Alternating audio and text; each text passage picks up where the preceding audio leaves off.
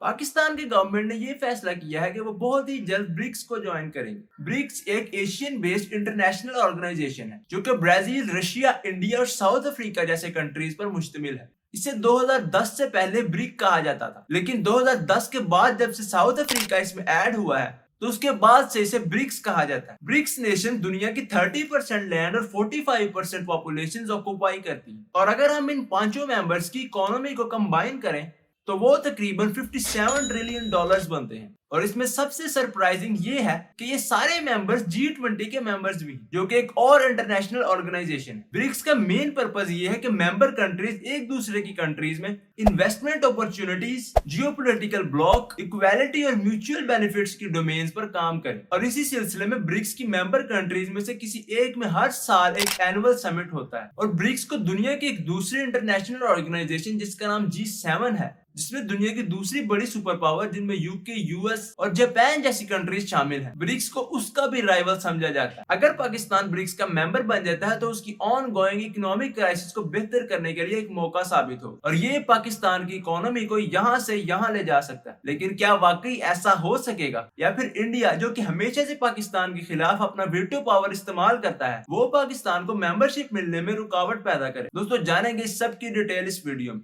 لیکن اس سے پہلے اگر آپ چاہتے ہیں کہ ہم آپ کے لیے ایسا پریمیم کنٹینٹ مزید لاتے رہیں تو چینل کو سبسکرائب ضرور کیجیے۔ برکس نے اپنے ممبرز کے لیے شروع سے لے کے اب تک بہت سے انیشیٹیوز پہ کام کیا ہے۔ جون 2012 میں ان ساری کنٹریز نے مل کے یہ پلیج کیا تھا کہ ہم ساری کنٹریز مل کے $75 بلین جمع کریں گے اور اس سے ایک ڈیولپمنٹ بینک بنائیں گے، اور جولائی 2014 میں برکس کے چھٹے انٹرنیشنل سمٹ میں اس $75 بلین کے پول کو بڑھا کر $100 بلین بنا دیا گیا، اور یہ سارا پیسہ ان کنٹریز کو ملنا تھا جن کی اکانومی اسٹرگل کر رہی ہے۔ اس کے علاوہ پور کنٹریز میں انفراسٹرکچر کو انہانس کرنے کے لیے بھی یہ پیسہ استعمال کیا جانا۔ اور ریسنٹلی جب کووڈ آیا تو برکس نے اسٹرگلنگ اکانومیز کو بہتر بنانے کے لیے $15 بلین ڈونیٹ کیے، اور ریسنٹلی اگست 2023 میں برکس کے 15 سمٹ کے دوران جو کہ ساؤتھ افریقہ میں ہوا، ساؤتھ افریقن پریزیڈنٹ نے یہ کہا کہ ہم ایشیا کی 6 بڑی ایمرجنگ مارکیٹس جن میں ارجنٹینا، ایجپٹ، ایتھوپیا، ایران، سعودی اور UAE شامل ہیں، ان کو بھی انوائٹ کرنا چاہتے ہیں کہ وہ بھی برکس کا پارٹ بنے۔ لیکن اس کے بعد یہ فیصلہ کیا گیا کہ یہ ممبرشپ انویٹیشن پورے ایشیا کی کنٹریز کے لیے، یعنی کہ پورے ایشیا میں جو بھی کنٹریز چاہیں برکس کا ممبر بن سکتے۔ لیکن 29 دسمبر 2023 کو ارجنٹینا نے ایک لیٹر برکس کو بھیجا اور اس میں یہ لکھا کہ ہم آپ کی انویٹیشن کو ریجیکٹ کرتے ہیں۔ لیکن اس کے علاوہ تمام عرب کنٹریز جن کو یہ انویٹیشن بھیجا گیا تھا انہوں نے اس انویٹیشن کو ایکسپٹ کر لیا، اور 1 جنوری 2024 سے وہ بھی برکس کا ممبر بن چکے ہیں۔ اس انویٹیشن کے بعد پاکستان نے بھی یہ فیصلہ کیا کہ وہ بھی برکس کا ممبر بنے گا، تو اسی سلسلے میں نومبر 2023 میں پاکستان نے برکس کی آفیشیل ممبرشپ کے لیے اپلائی کر دیا، اور اس میں یہ ریکویسٹ کی گئی ہے کہ اس سال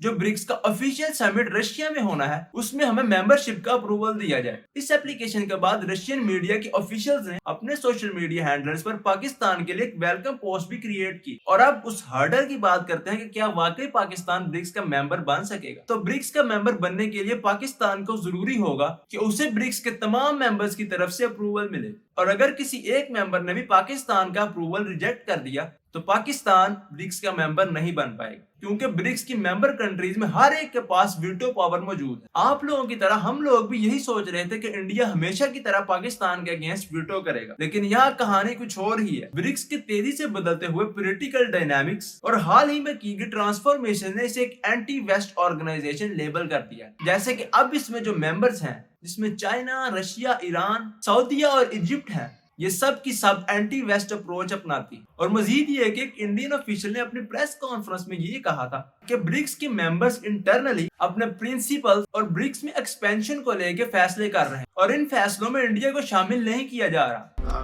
We have clarified our position in the past, as mandated by the leaders last year.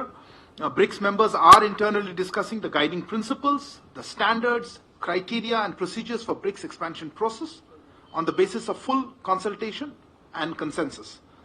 As our External Affairs Minister had mentioned, we are approaching this with an open mind and a positive outlook. لیکن انہوں نے یہ بھی کہا کہ ہمیں BRICS کی expansion کو لے کے کوئی بھی ریزرویشن نہیں ہے۔ We have seen some baseless speculation, and you also referred some of it to that India has reservations against expansion. This is simply not. بہت سے ایکسپرٹ اور انڈین ڈپلومیٹس کے اکارڈنگ इंडिया कभी भी एक ऐसी ऑर्गेनाइजेशन का पार्ट नहीं बनना चाहेगा जिसमें मेजोरिटी नेशंस एंटी वेस्ट, और क्योंकि ब्रिक्स को G7 का राइवल भी लेबल किया जा चुका है तो इंडिया कभी भी G7 कंट्रीज यानी कि वेस्ट के मुखालिफ नहीं खड़ा होगा। और एक्सपर्ट्स का ये तक कहना है कि इंडिया ब्रिक्स के लिए यूके और यूएस जैसी कंट्रीज को हर्ट नहीं करना चाहता। 2022 में जब ये समिट चाइना में हुआ था तो उन्होंने डेवलपिंग कंट्रीज को भी इन्वाइट किया, लेकिन उस टाइम पे चाइना ने पाकिस्तान को इन्वाइट नहीं किया। और उस टाइम पे पाकिस्तान ने ये कहा था कि चाइना ने ऐसा सिर्फ एक कंट्री की वजह से किया है, और वो कंट्री कौन सा है आप सब बखूबी जानते हैं। एनीहाउ, अगर किसी तरह पाकिस्तान ब्रिक्स का मेंबर बन जाता है तो उसके लिए अपॉर्चुनिटीज, इन्वेस्टमेंट और पॉलिटिकल सपोर्ट के बहुत से नए दरवाजे खुलेंगे। और अब तो चाइना भी यही चाहता है कि पाकिस्तान भी 2024 में ब्रिक्स का मेंबर बन जाए। और अगर ऐसा हो जाता है तो ना सिर्फ पाकिस्तान IMF बेल आउट से अपनी जान छुड़ा सकेगा बल्कि उस $10 बिलियन के पूल का भी पार्टनर बन जाएगा। और इससे ना सिर्फ पाकिस्तान की इकोनॉमी रिवाइव होगी बल्कि फॉरेन डिप्लोमेटिक रिलेशंस भी डाइवर्सिफाई हों। वैसे आप इस डेवलपमेंट को लेकर क्या ख्याल रखते हैं, कमेंट्स में जरूर बताइए। Thank you very much.